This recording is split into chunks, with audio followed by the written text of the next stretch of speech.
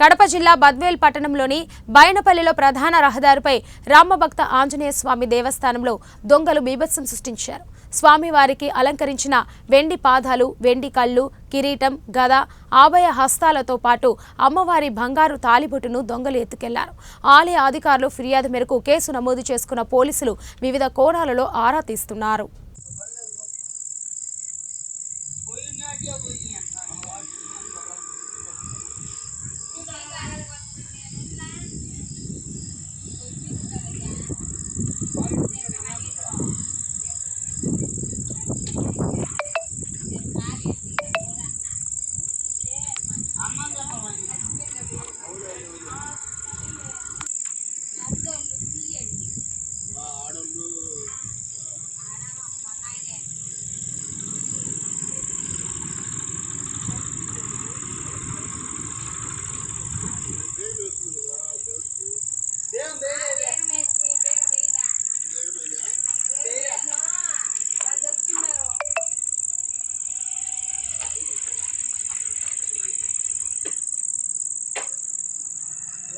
ये बेम बेइले ये यामारिंगे बोलो मल्ला टी अडिगनंत टी डांस కొట్ట అన్న 5 10 తెచ్చిస్తానట 5 రూపాయలకు ఒక టీ 10 రూపాయలకు ఒక టీ నాన్న చెప్పనా